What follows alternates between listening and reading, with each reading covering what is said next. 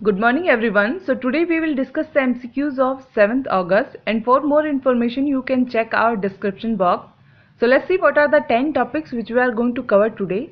So here is the list is given, and please do take a pause when you see question on the screen. You have to answer it first, then see the explanation part, and try to get at least 7 questions correct out of 10.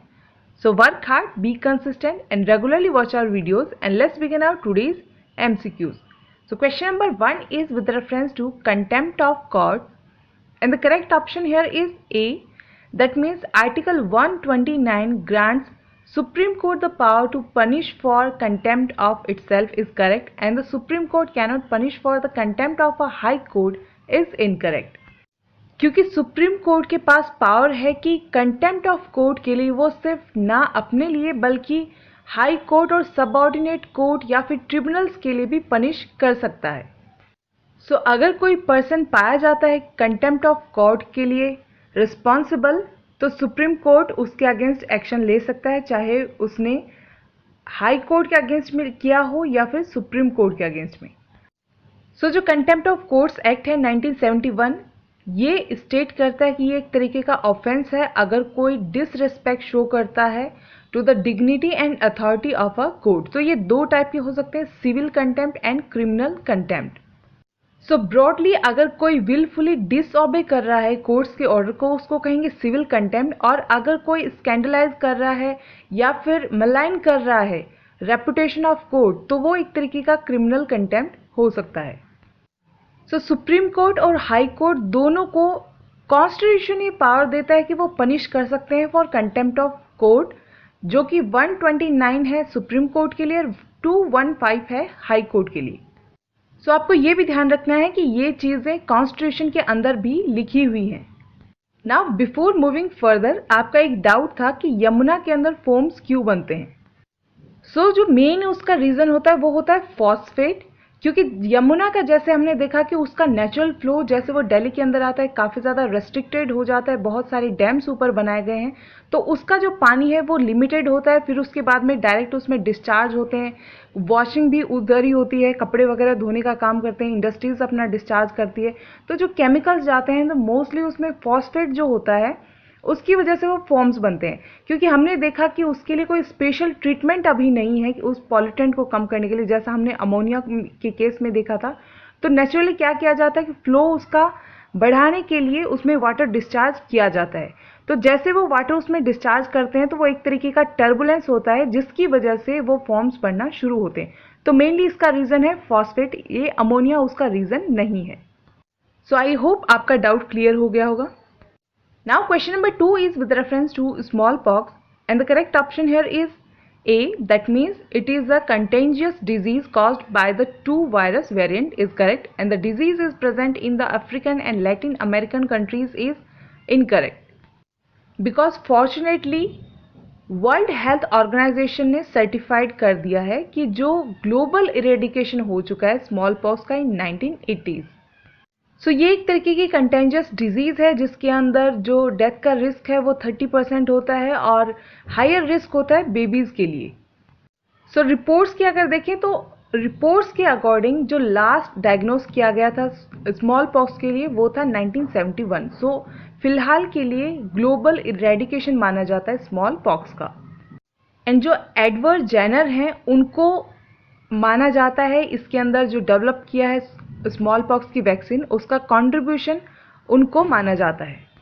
Now question number 3 is with reference to Aravalli range, and the correct option here is B, that means it is an example of erosional fold mountain range is correct, and the range extends in the part of Delhi, Rajasthan and Gujarat in the country is incorrect, क्योंकि ये जो range है वो start होती है near Delhi और फिर ये पास ऑन होती है through southern Haryana, Rajasthan and ending in the Gujarat. So Haryana भी इसके अंदर इंक्लूडेड है, एंड इसके अंदर जो हाईएस्ट पीक है वो है गुरु शिखर, और ये एक इरोडेड और oldest range of fold mountain है इन इंडिया।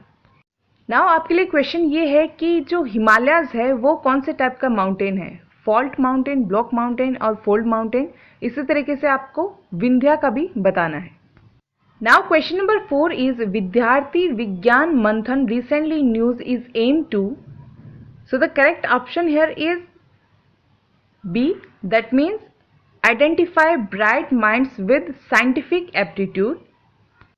So ये एक इनिशिएटिव है विभा का इन कोलैबोरेशन विद विज्ञान प्रसार, जो एक ऑटोनोमस ऑर्गेनाइजेशन है under department of science and technology, और ये एक नेशनल प्रोग्राम है जिसके थ्रू पॉपुलराइज किया जाएगा साइंस को among school students from standard 6 to 11। सो जो हाईली एम्बिशियस स्टूडेंट्स होंगे उनको मेंटर भी प्रोवाइड किया जाएगा। Now question number 5 is Samarth initiative recently news is an initiative of, and the correct option is C, that means it is an initiative of Flipkart। So ये जो initiative है वो launch किया गया था by this e-commerce company जिसको Flipkart कहते हैं in 2019, और ये launch किया गया था to bring Indian artisans, weavers and makers of handicrafts to its platform. So basically ये सपोर्ट करना चाहता है आर्टिजन्स को, वेवर्स को और हैंडीक्राफ्ट मेकर्स को by providing an online platform जहां पे वो अपने प्रोडक्ट सेल कर सकते हैं through internet. Now question number 6 is sea level rise recurrently remain in news, so choose the correct option here, and the correct option here is B, that means statement third is incorrect, क्योंकि जो सी level rise है वो uniform नहीं है across the world, ये depend करता है reason to reason.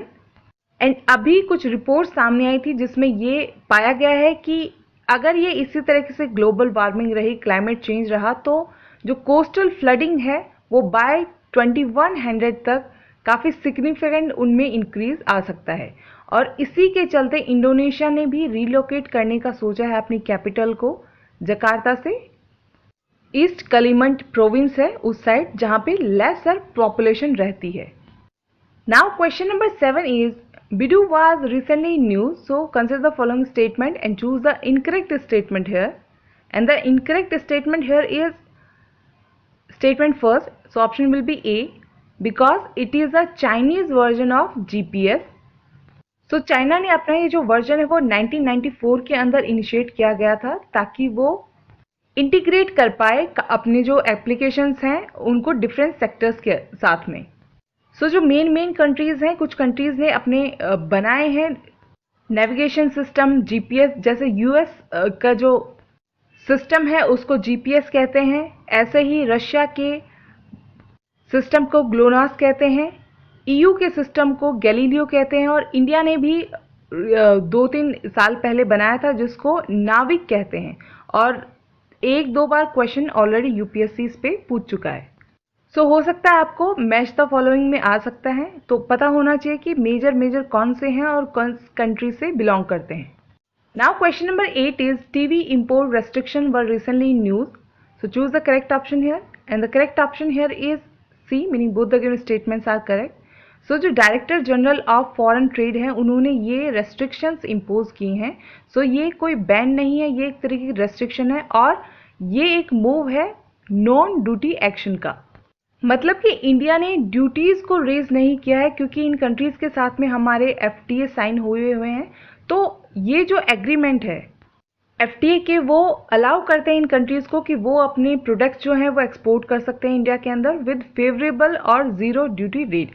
सो फिलहाल ये जो रेस्ट्रिक्शंस इम्पोज की गई हैं इसके अंडर ये है कि नो ऑब्जेक्शन सर्टिफिकेट लेना पड़ेगा director general of foreign trade से, अगर कोई इंपोर्टर चाहता है उन स्पेसिफिक सेट ऑफ टीवीज़ को इंपोर्ट करना कंट्री के अंदर। एंड साथ में ये जो रेस्ट्रिक्शंस हैं वो फिनिश गुड्स के ऊपर है, ना कि किसी कंपोनेंट स्पेसिफिक के ऊपर। तो ये एक तरीके से देखा जा रहा है कि इंडिया को सेल्फ रिलायंस और आत्मनिर्भर बनाने की तरफ एक मूव हो सकता है।